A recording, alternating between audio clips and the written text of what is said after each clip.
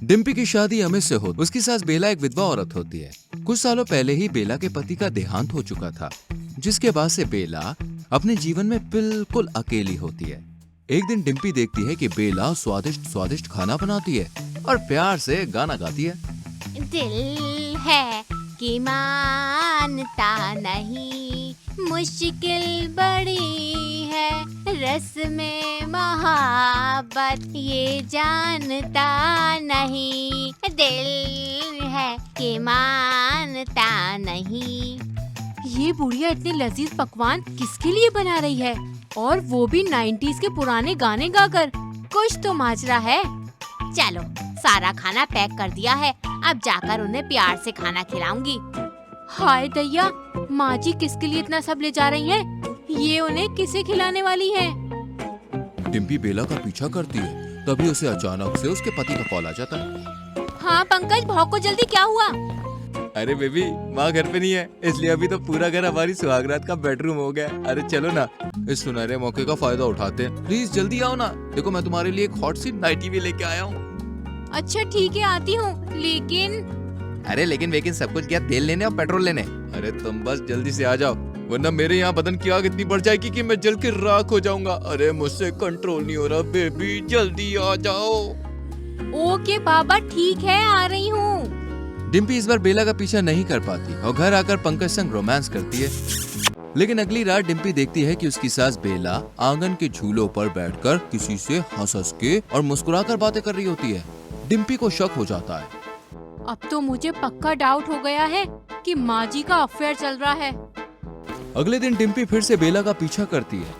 तभी वो पार्क में बेला को डिम्पी के पापा ब्रिजमोहन संग रोमांस करते हुए देखती है। नहीं, ये क्या देख रही हूँ मैं? मेरे पापा और माँ जी, इन दोनों का लफड़ा चल रहा है।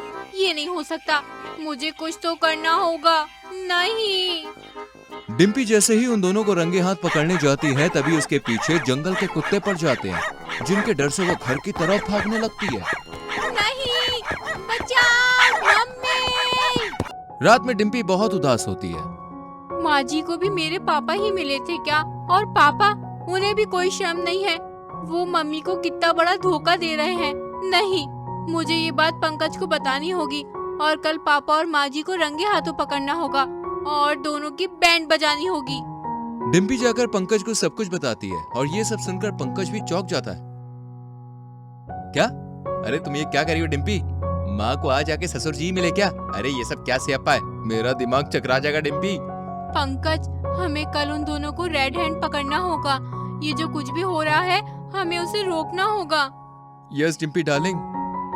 डिम्पी और पंकज दोनों अगले दिन बेला का पार्क तक पीछा करते हैं। तभी वो उसे और डिम्पी के पापा को पार्क में एक साथ गोला खाते हुए रोमांटिकली नाचते देखते हैं। देखा है पहली बार साजन की आंखों में प्यार। अरे अब जाके आया मेरे बेचैन दिल को करार।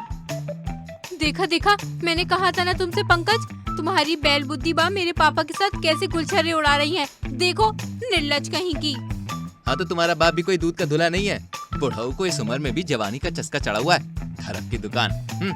Mind your language Pankaj. अरे तुम भी तो अपनी लैंग्वेज को माइंड करो, सिर्फ मुझसे ही मत कहो, समझी ना? हम दोनों क्यों लड़ रहे हैं यार? रुको, मैं अभी माँ को फोन करती हूँ और पापा की काली करतूतों के बारे में बताती हूँ। डिम्पी अपनी माँ को फोन करती है और तभी उसके पिता ब्रिजमोहन फोन उठाते हैं। हाँ डिम्पी बिटिया, बोलो कैसे कॉल किया? सब कुशल मंगल तो है। दरअसल तुम्हारी मम्मी जरा रसोड़े में गर्मा गर्म प्याज के पकौड़े तल रही हैं। आ जाओ खाने। ओ तेरी, आप घर पर ही हो? तो यहाँ कौन है?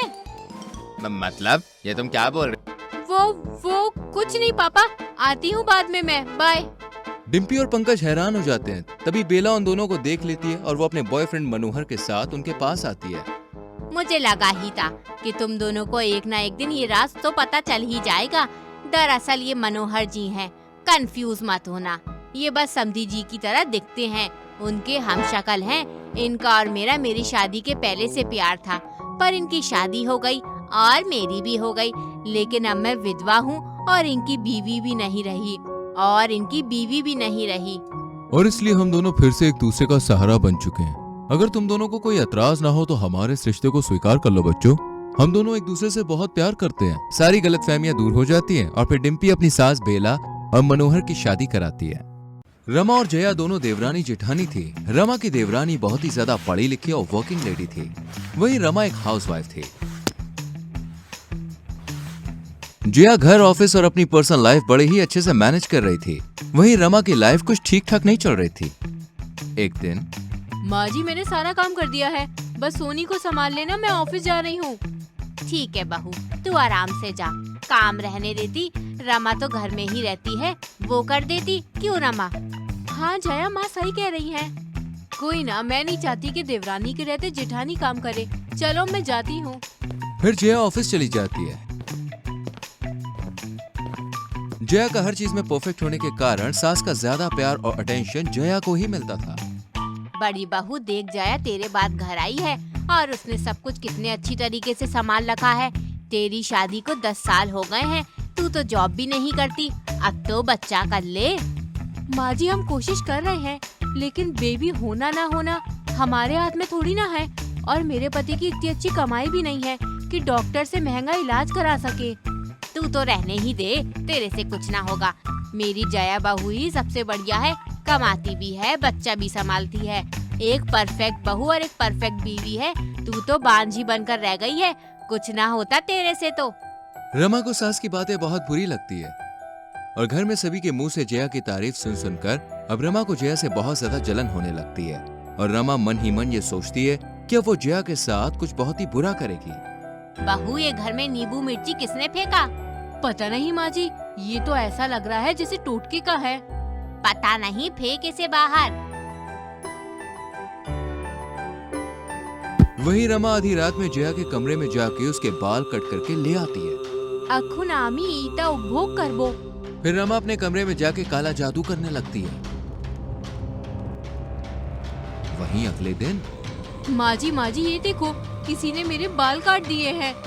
ऐसा कौन कर सकता है बेटा? पता नहीं, मेरा तो कोई दुश्मन भी नहीं है। तभी अचानक से जया को खून की उल्टी होने लगती है। बहू तुझे क्या हो रहा है? रमा मदद कर इसे हॉस्पिटल ले चलने में। जी माँ जी। फिर दोनों सास बहू जया को हॉस्पिटल ले जाती है, जहाँ डॉक्टर जया का चेकअप करता है और कुछ दवा देता है। डॉक्टर साहब, क्या हुआ मेरी बहू को? आपकी बहू की बीमारी हमें समझ में नहीं आ रही है, लेकिन इन्हें बहुत ही ज्यादा केयर की जरूरत है। मैंने इन्हें सारी दवा दे दी है। इसके बाद सास बहू को घर ले आती है, लेकिन जया की हालत बहुत ही ज्यादा खराब रहने लगती है और सोनी और जया की सास दोनों ही उसके लिए बहुत चिंतित होती है। वहीं जया को आए दिन खून की उल्टी होती रहती है। ये देखकर रमा को बड़ा मजा आता है। ईका रक्त बोमी करते देखे अमार भालो लगे, मेरा बस चले तो इसे खून की उल्टियाँ करवा कर ही मार दूं। माँ जी आप चिंता ना करें, देवरानी जी जल्दी ही ठीक हो जाएंगी। तू तो दूर ही रह बांझ, सब तेरी वजह से हो रहा है। तुझे मेरी जया बहू की खुशी देखी नहीं जाती ना, इसलिए तू ये सब कर रही है। रमा को सास के बोल बहुत ही बुरे लगते हैं। वहीं उस दिन रात में रमा सास का एक पुतला बनाकर आधी रात को दिया लेके बीच चौराहे के लिए निकल पड़ती है। ये जेठानी जी आधी रात में कहाँ जा रही हैं? फिर जब जया रमा का पीछा करती है तो देखती है कि रमा बीच चौराहे पे जाके अपनी सास का नाम लेके गुड़िया पर मंत्र फूंक रही है। इहा पुतले अमार ससुरी आत्मा आसो, ओम भट स्वाहा। दीदी आप ये क्या कर रही हो, और माँ जी की आत्मा को इस पुतले में क्यों कैद कर रही हो? तुम ही एखन तेरे चले जाओ, वरना आमी तुम्हाके मारी फेलबे, चली जाओ। तभी रमा जया के बाल पकड़कर उसकी गर्दन पर चाकू रख देती है। तेरी वजह से ही मुझे ये दिन देखना पड़ रहा है। मैं बांझ हूँ, इसमें मेरी क्या गलती है? मैं तुम्हारी जैसी हर चीज में अच्छी नहीं हूँ। हर इंसान एक जैसा नहीं होता ना। तुम्हारी वजह से मैंने बहुत कुछ सहा, लेकिन अब नहीं। तभी जया जोर जोर से चिल्लाने लगती है और गांव वाले वहां पे आ जाते हैं और रमा को चुड़ैल समझने लगते हैं। ये काला जादू करने वाली चुड़ैल है, इसे मार दो। अरे जल्दी से इसे मार दो। अरे ये सब क्या हो रहा है? चुड़ैल इसे छोड़ दे, वरना हम तुझे जिंदा जला डालेंगे। फिर सभी जया को रमा के चंगों से छुड़ाकर रमा को बंदी बना लेते हैं। हमारे के छोड़ी दो, हमारी के चले जाबो, छोड़ो हमारे को।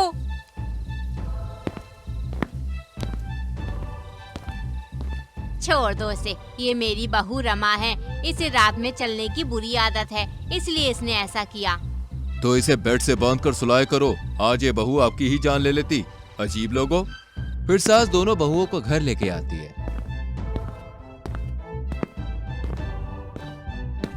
माँ जी मुझे माफ कर दो, आज मैं आपकी और जया के खून की प्यासी थी और आप लोगों ने ही मुझे गांव वालों से बचाया। मेरी ही मति मारी गई थी। मैं अपने मैके वालों के बहकावे में आके आप लोगों पर काला जादू करने चली थी। बहू तू मुझे माफ कर दे, मैंने तेरे और जया बहू में बहुत भेदभाव किया है, इसलिए तू ये सब करने पर मजबूर हुई। वहीं अब रमा भी ससुराल में ढंग से रहने लगती है।